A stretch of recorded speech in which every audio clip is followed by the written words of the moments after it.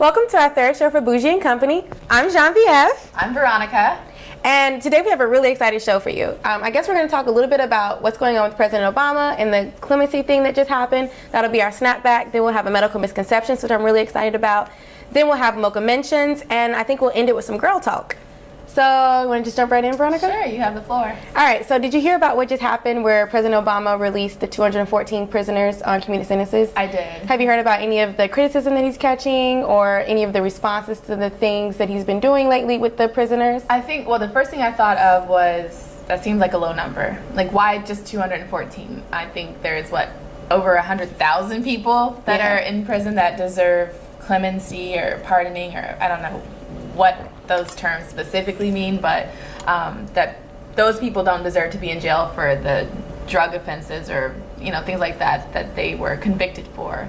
I don't know what the prevailing opinion is, though. So that's a good point. But you did say something, 214. It is a really low number. I looked it up because I was thinking like, oh, this is a large population. Yeah. But I think it said it was like barely 1% of the amount of people in prison. Okay. So I think you're absolutely right. I don't know I guess he's being impactful because it's the most that any president has ever released. He's at that high number. Okay. But I could imagine, though, if he were to release a huge number of prisoners, even if they were for nonviolent crimes, that it would be such a, like hide your kids moment, because like people are like, oh my God, you're releasing all these prisoners. They're gonna, like rape all the women and do all these crimes, and the crime's gonna go up, and so you think he's kind of restrained from releasing the amount of people that he wants to? I think the first black president can't open the doors like that. I'm surprised that he made the move that he did. I see what you're saying. We knew he was going to do this. Yeah. He has a black agenda, something stupid like that, whatever. Well, okay, you brought up black agenda, and we'll get back to topic in a second. But what is wrong with having a black agenda? I don't see anything wrong with it. I think it's 400 years coming. I wonder when people make that statement, what do they mean? Like, you don't think that a group of people that have survived slavery, survived Jim Crow, survived segregation, survived when do we get our redlining, surviving mass incarceration, barely don't deserve our own platform? A moment. Just one moment. But you're right, that's another show, guys. Yeah. Let's get back to clemency. Right. You did ask me something when you were talking. You were saying you don't really understand the terms. Right. So when I was reading about all the stuff that was in the news, I did look up what clemency was. And clemency is basically the release of the prisoners. Okay. It's like a broad term. And there's many different types. But the ones that I was running across a lot was like pardoning and commuted sentences. Okay. And what Obama just did with the 214 was commuting their sentences, which means they can get out early. Got it. So that's kind of like what that is. But some of the criticism that I was reading was that what he's done is not enough.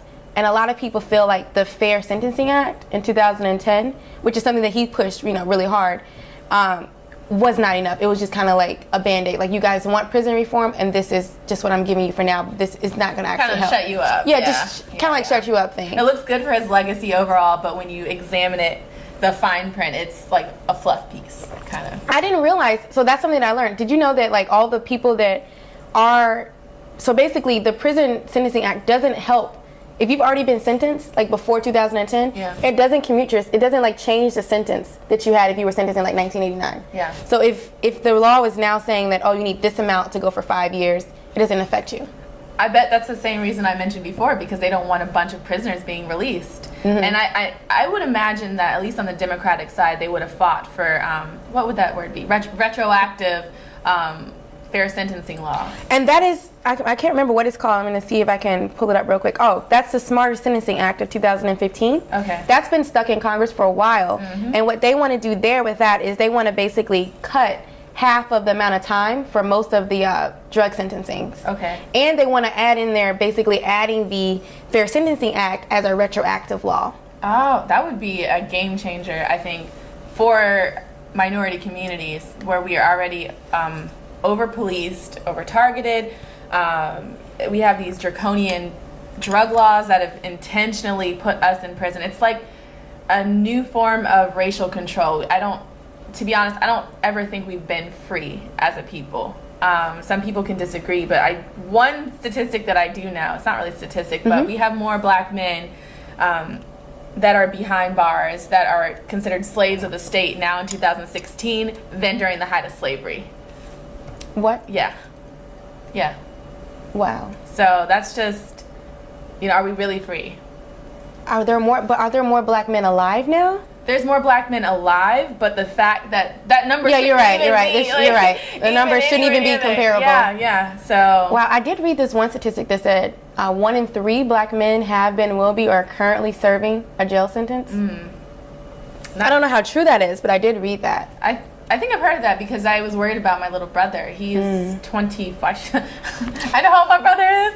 He's 24. He'll be 24 He's soon. so cute. Okay. He's adorable. We're gonna stop that. But he'll be 24 soon. And honestly, for him to make it to 30 years old without I thought I was like, no. He's 23 now. But he'll be lucky to make it to 30 years old without a conviction of some kind. And he's already been targeted before.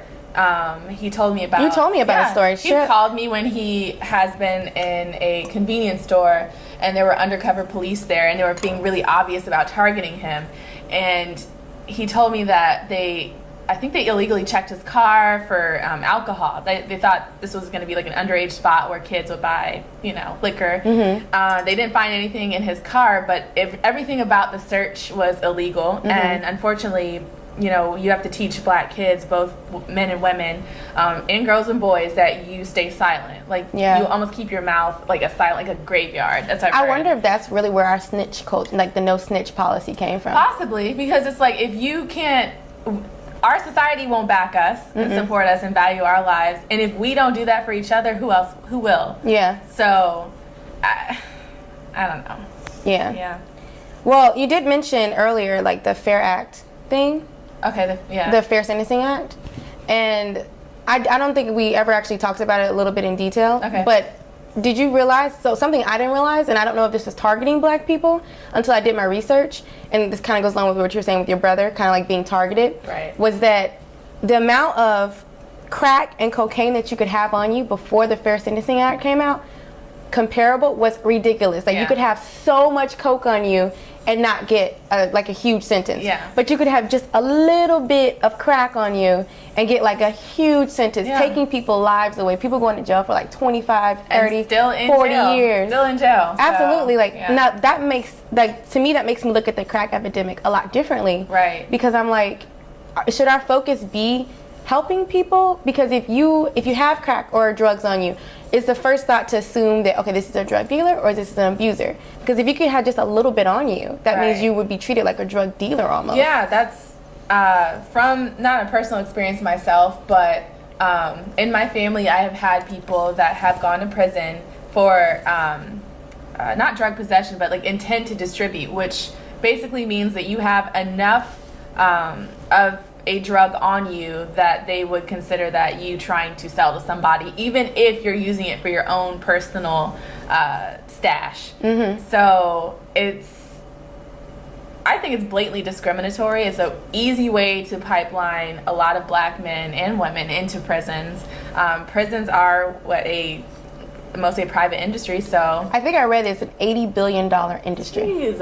Let me check to be sure, but I think I read that it's an $80 billion industry. And this is in 2010 for state, federal, and local prisons. I mean, could you imagine if the Fair Sentencing Act went into effect and a lot of prisoners who were in there for these ridiculous sentences, if they were let out, how many private prisons would go under?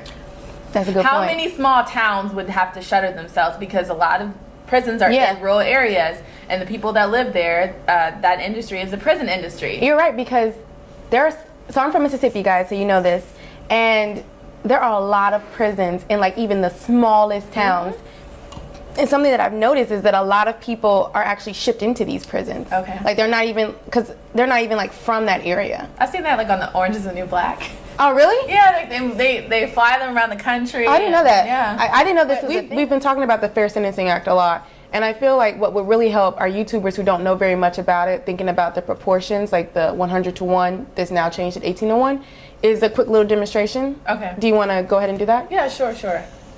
Okay. All right. So what we have here are going to represent the amount of crack I'm the crack. And I'm the cocaine. Well, I'm crack cocaine, excuse me. Yeah. So the amount of crack I'm that you would smiling. have Like, to, I'm the so cocaine. the amount of cocaine that you would have to get the same sentence as a certain amount of crack. And who uses crack, which is cheaper, right? Well, let's let them guess who uses crack. Okay. Like, what community do Yeah. you think use crack versus cocaine? Until we tell you at the end. So, should we pour it? Should we? Yeah, show let's them? pour it. Okay. So, for crack, you need about 1 gram. Okay. That much. Okay, here. I'm sorry. All right. Do you see Just this get some here? crack on That's you. how you pour it. You don't pour it to the side. Clearly You I get don't crack bake. all over me. What? Clearly I don't bake. I'm getting high right now. I don't All bake. right. Pour just a little bit more in. Just Oh, that's a how little you bit. use the measuring cup. Wow. So she doesn't cook. I don't really. bake. I cook, but I don't bake. All right. So this You're gonna make me represents. single forever, telling everybody I don't cook. Wow. Well, that's why you're going on Smoocher. So in any case, this is representing 1 gram of crack cocaine. So this is how much cocaine you would need to get the same sentence.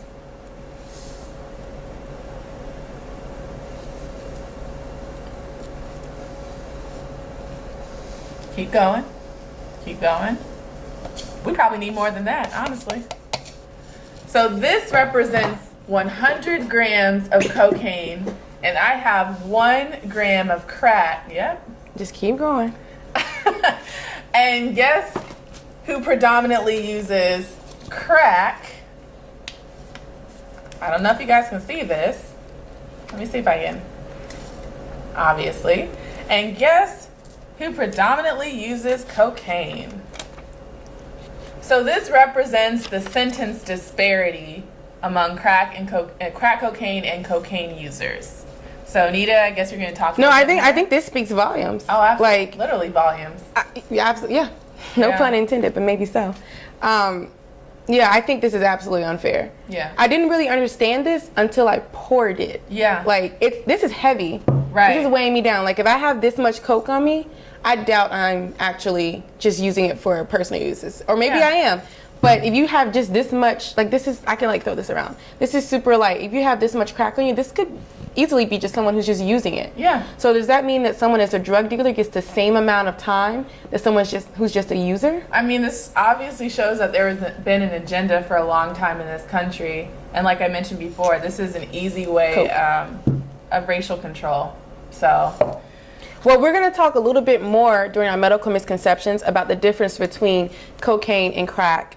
And let's just say there's not much difference, but you'll learn a little bit more about it. Right. I'm just going to set these over here. I'm going to set my Coke over here and my crack over there. oh boy. And that's going from 100 to 1, or that could easily also represent 18 to 1 too, what we just did. Yeah. And 18 to 1 is like the Fair Sentencing Act. So, just to reiterate, if you have 1 gram of crack cocaine, you would need 100 grams of pure cocaine to get what sentence exactly? I think it's like a 5-year mandatory Okay, a sentence. 5-year mandatory I'm not 100% sure, but maybe people out there will comment to let us know for sure. Okay. But that is before 2010. So Okay. after 2010, it's 18 grams of cocaine and 1 gram of crack, and that's like the Fair Sentencing Act. Okay. And then there's an interesting law trying to be passed in Congress. In 2015, I think, it was the Smarter Sentencing Act. Right, you mentioned that before. Yeah, and that's the one that's basically saying we want to cut in half all of the mandatory sentences for most of the drug crimes. Right. And they want to make the Fair Sentencing Act, which came out in 2010, like retroactive. Okay. Because right now, which I cannot believe is happening right now, like, so if I get arrested and I have so much Coke on me, it has to be, right now the 18 to 1 and the 100 to 1 rule applies. But back if you got arrested in like 1990, they're not changing those sentences. To me, it's so ridiculous because what Congress is saying is we recognize the grave consequence of these racially targeted drug laws, but we're still not really going to help those people who were sentenced so harshly because of them. Like, we're going to just keep them in jail, keep that prison economy going, and then worry about them. It's almost like a lost generation. Absolutely. And then we'll sort of fix it now because But are they fixing it now? Because it's still 1 gram. And it's still an 18-to-1 disparity. Absolutely. So fixing. They're just bringing the disparity down. Right. It's still 1 gram. Disparity, right? It's still that if you have 1 gram on you, you still go for that mandatory sentence. Yeah, this is ridiculous. I guess like final points. I've read a little bit about the history of this. I'm not going to get into any details today. You guys can go read books about it. But just to show that there was a racial agenda with these drug laws is just one quote I'm going to read. And this is from a guy named John Ehrlichman. And he was actually the official White House counsel to President Nixon. So this is what he said in an interview. The Nixon campaign in 1968 and the Nixon White House after that had 2 enemies. So this is referencing like post-civil rights movement, just a few years afterwards. The 2 enemies were the anti-war left and black people. We knew we couldn't make it illegal to be either against the war or black, but by getting the public to associate hippies with marijuana and blacks with heroin and then criminalizing both heavily, we could disrupt those communities. We could arrest their leaders, raid their homes, break up their meetings, and vilify them night after night on the evening news. Did we know we were lying about the drugs? Of course we did. Wow. This is the official White House counsel to the President of the United States. Which president was this? Nixon. And he came out and said, yes, this was all about targeting and racial control, and this is how we did it. And this is how we use the media to perpetuate our propaganda. So... Well, let me ask you this then. So understanding that all of this was for basically to target a group of people. Right. A group of people. Yeah, and other minority groups. Yeah, and other minority groups. How do you feel about what President Obama is doing? Is he doing enough at this point? I don't think so, but I also think that, is he in the position to do more?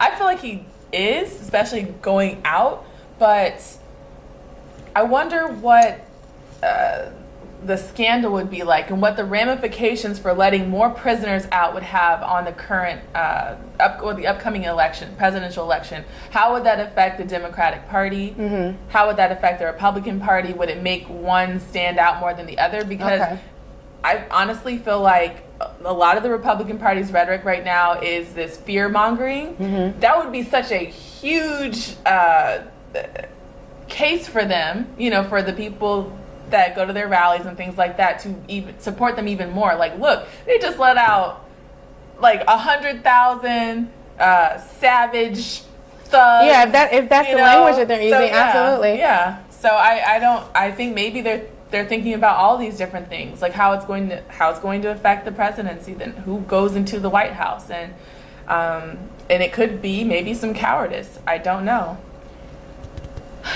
I want to choose my words carefully because I'm always very careful in the way I critique the president. Why is that? I want to choose my words carefully for that response too. I think we know why. As a black person, I'm a little careful about the way I critique him. Right.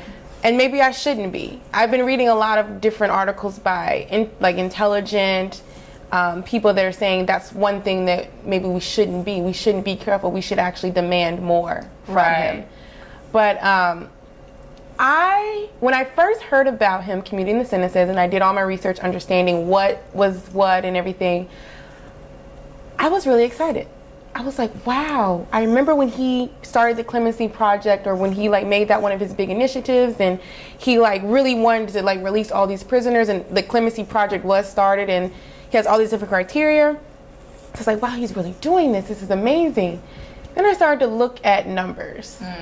And I was like, so he's releasing 214. I remember he released 40-something before. And actually, the Washington Post did a really good piece on the 40-something ones that he released before that I was telling you about.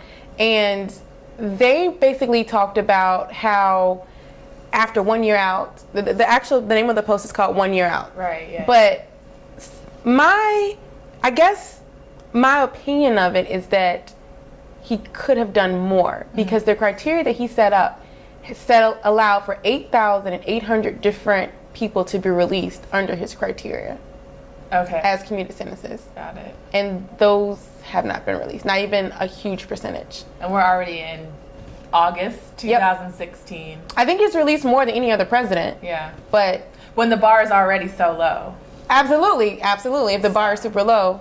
So I guess I do want our listeners, if you get a chance, to go check out that article, 1 Year Out, by the Washington Post, because it actually describes like the re-entry into the country, like the people that were released. Like, okay, now you're released, now what? Yeah. And it's really interesting. A lot of people, like some people said they wish they had, not that they wish they had stayed in, but they weren't prepared to be out. Yeah, because it sounds like this is almost like they only focused on not even fixing, but just one aspect of the system, which is to get out. But how do you prevent somebody from going back in when there's so many blockades, for them once they get out? Like what financial supports? If you can't get a job, a lot of times that's what a lot of the comments were too. You can't get you can't get federal aid to go to school. So if a high school degree in today's times almost means nothing. How do you have a chance to really better yourself? A lot of people were complaining about that they couldn't go back to school. So I could see why. Like, you're not really living with any dignity, and it doesn't feel like if you're fighting this hard to stay out of prison, like that society is telling you, yes, you paid your debt to society. You're still paying your debt. One guy even said he felt like if it wasn't for his family, he would be eating food out the trash. Wow. And so I really encourage you to go read that article. It's really interesting and opening. Before we move on to the